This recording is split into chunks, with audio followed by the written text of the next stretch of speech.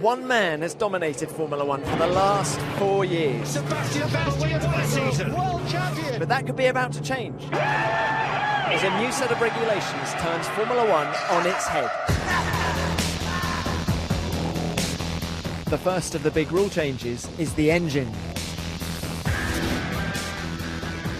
I'm with Pat Simmons, Technical Director of Williams. Pat, what is going on with these engines for next year? Well, firstly, I think we have to call them powertrains because they are much more than engines. We're going from a 2.4 litre V8 normally aspirated engine to a 1.6 litre V6 turbocharged engine.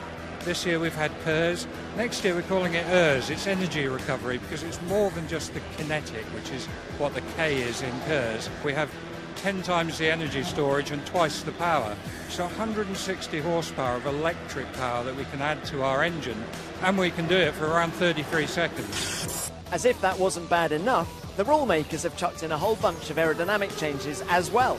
Sam Michael, Sporting Director of McLaren, what's changing? Well, the first thing you'll know, Tom, is at the front of the car, the front wing is going to be 75mm narrower per side. That'll change the airflow around the front of the car, but as you go down the car, it has a massive effect on the diffuser and everything behind it. So that, combined with the lower chassis at the front, is the first change that the air sees.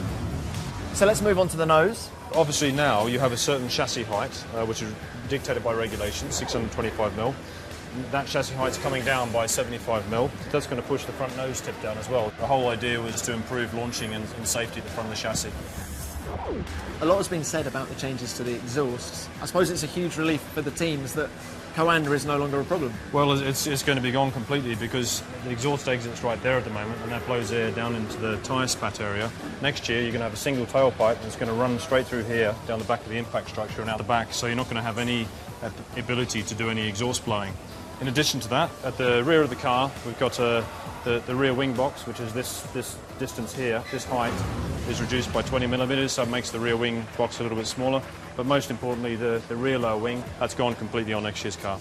The key to finding the advantage in Formula One is finding that loophole. Now, Sam, are there any loopholes in these new regulations? Inevitably. I mean, obviously, at all the working groups and the FIA meetings that we have, we try and close everything down to achieve the objectives. You've got to remember that there's 500 people in every Formula One team, and their job is to find loopholes, so inevitably there will be some. The question now is which of these drivers will adapt best to the new rules?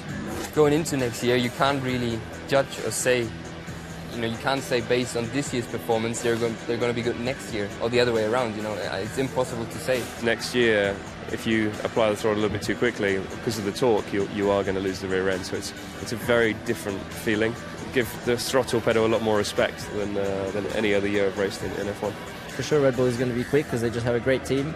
But I think we can give them a good run for their money. Probably not what people want to hear at home, but I think they help Sebastian. That's right up his alley. Perfect for him.